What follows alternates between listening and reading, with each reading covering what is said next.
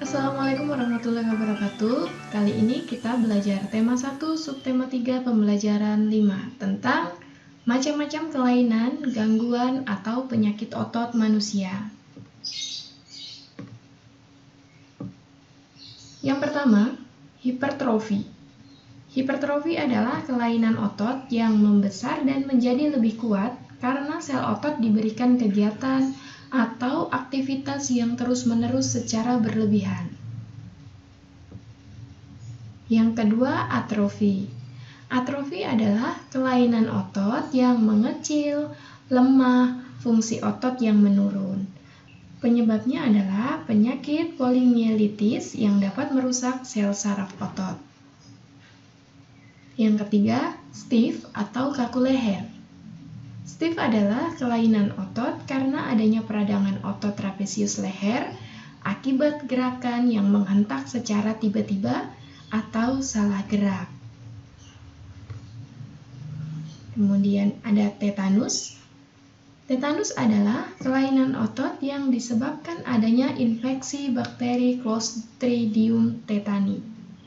Tetanus menyebabkan otot menjadi kejang-kejang.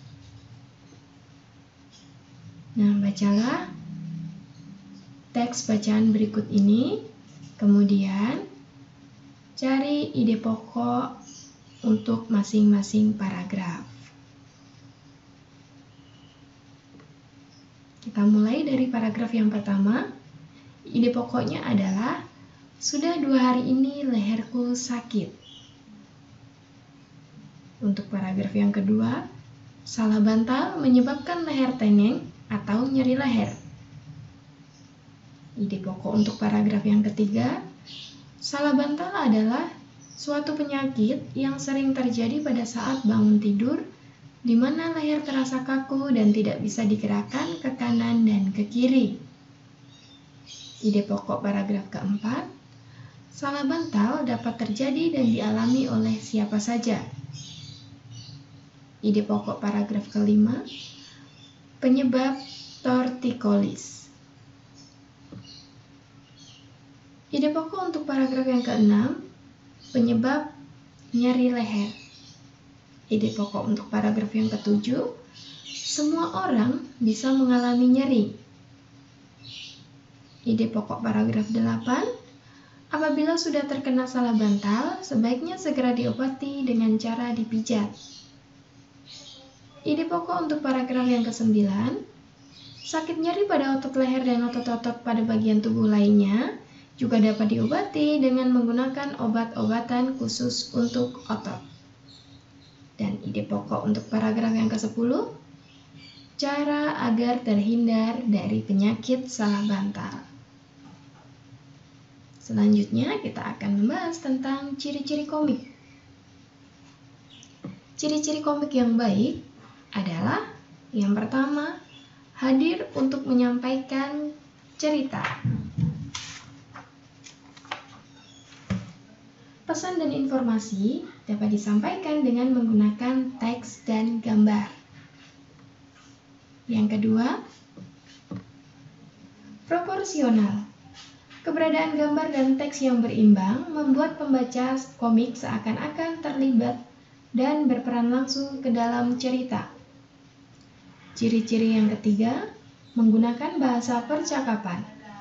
Bahasa yang digunakan adalah bahasa sehari-hari yang mudah untuk dipahami. Ciri-ciri komik yang keempat, biasanya bersifat kepahlawanan. Umumnya, isi cerita komik akan cenderung membuat pembaca mempunyai rasa atau sikap kepahlawanan. Ciri yang kelima, penggambaran watak secara sederhana. Komik yang kelima adalah penggambaran watak secara sederhana. Penggambaran watak dalam komik dibuat secara sederhana agar pembaca mudah memahami isi cerita dan menangkap pesan yang akan disampaikan dalam cerita.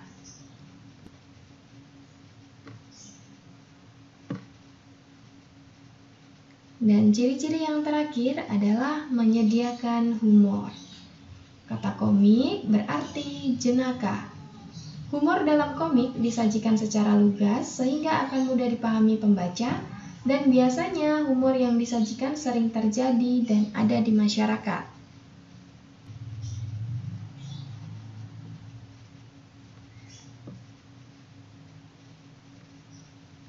Dan tugas kalian untuk pembelajaran kelima adalah amatilah salah satu gambar kelainan otot, kemudian buatlah model sederhananya dengan menggunakan plastisin atau malam atau lilin ya, atau bisa juga dengan tanah liat. Langkah kerja yang pertama, siapkan plastisin atau malam atau lilin atau tanah liat. Bentuklah menyerupai tokoh manusia yang mengalami kelainan tulang, baik itu lordosis, skoliosis, atau kifosis. Contoh modelnya seperti ini bisa kalian amati. Selamat belajar, terima kasih. Wassalamualaikum warahmatullahi wabarakatuh.